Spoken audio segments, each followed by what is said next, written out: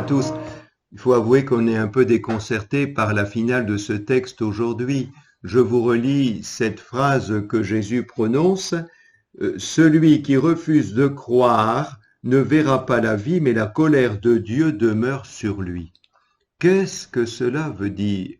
Nous pensions que Jésus ne nous parlerait plus de la colère de Dieu, et nous avons une image païenne de cette colère, comme si Dieu nous terrasserait tel Jupiter.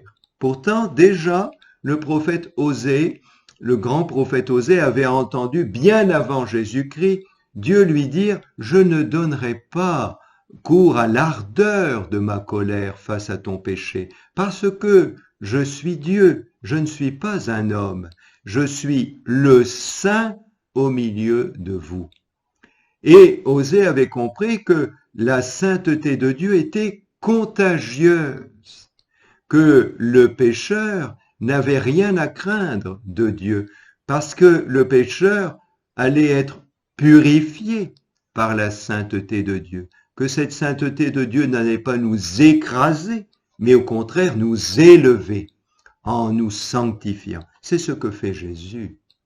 Jésus est ce témoin, ce témoignage du Père. Alors qu'est-ce que c'est que le témoignage? Tout d'abord, il faut se rappeler que Dieu a donné un premier témoignage à son peuple. C'était les 10 commandements. Vous vous souvenez? Pour montrer que ce peuple était un peuple aimé de Dieu, malgré ses infidélités et ses lourdeurs, Dieu avait appelé Moïse et il lui avait remis les tables des 10 commandements. C'était le témoignage au milieu du peuple que Dieu l'aimait et que ce peuple pouvait entrer en relation avec lui en obéissant aux 10 commandements.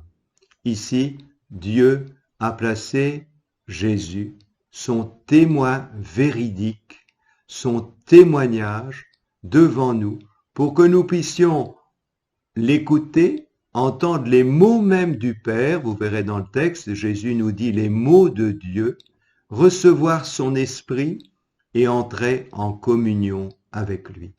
Alors nous avons un choix à faire, ou le choix d'accueillir ce témoignage ultime du Père qu'est son Fils Jésus et d'entrer en communion avec lui, ou alors de rester sous le régime de la colère de Dieu. C'est le choix que nous avons à faire. Remarquez qu'avant cela, avant ce texte, il y avait le visage de Jean le Baptiste qui a fait ce choix d'accueillir Jésus, ce choix de le reconnaître comme le témoignage du Père, le Fils bien-aimé du Père. Et que dit Jean-Baptiste juste avant ce texte? Allez voir dans votre Bible au chapitre 3 de Saint Jean. Jésus est l'époux. Et toi qui crois, tu deviens l'ami de l'époux. Chers amis, ce texte est magnifique. Accueillons la Trinité Sainte, accueillons le témoignage du Père qu'est Jésus, vivons de son esprit et disons ensemble, Seigneur, je crois, viens au secours de mon peu de foi. Bonne journée à tous.